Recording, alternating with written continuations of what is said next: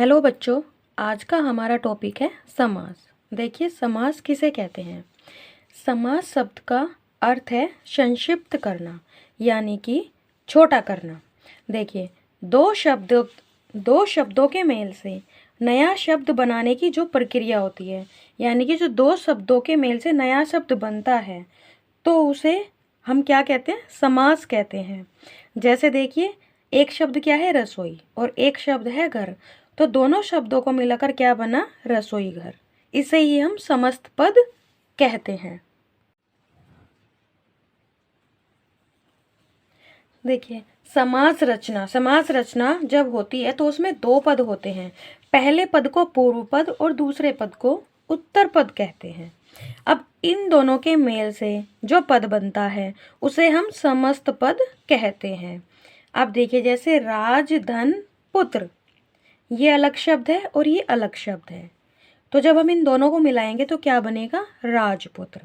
अब देखिए, जो पहला शब्द है वो क्या होता है, पूर्व पद, और जो दूसरा शब्द है वो होता है उत्तर पद। यानी कि जो राज है वो पूर्व पद है और जो पुत्र है वह क्या है, उत्तर पद। अब इन दोनों को मिलाकर क्या बना, राजपुत्र। तो इसे ही हम समस्त पद कहेंगे। अब जब इसे खोल देंगे तो क्या बन जाएगा, राजा का पुत्र। इसे क्या कहेंगे, समास विग्रह। अब देखिए, समस्त पद को उसके अंदर छिपे शब्दों के साथ विस्तार से लिखना क्या कहलाता है, समास विग्रह कहलाता है। जैसे राजा का पुत्र है, यहाँ पर हमने क्या लिखा, राजपुत्र, और जब हमने क्या किया, इसके अंदर छिपे शब्दों को खोलकर लिख दिया, तो ये क्या बन गया, समास विग्रह।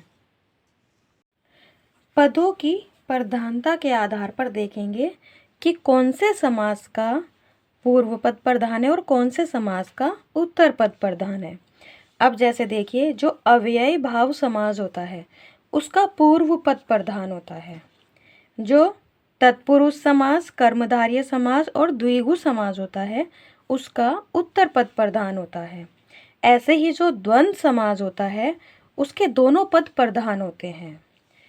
जो बहुव्रीहि समास होता है उसके दोनों पद अप्रधान होते हैं और कोई अन्य पद प्रधान होता है। समास के भेद देखिए, समास के 6 भेद होते हैं। द्वंद्व समास, तत्पुरुष समास, द्विगु समास, कर्मधारय समास और अव्ययी भाव समास, बहुव्रीहि समास। तो समास के 6 भेद होते हैं।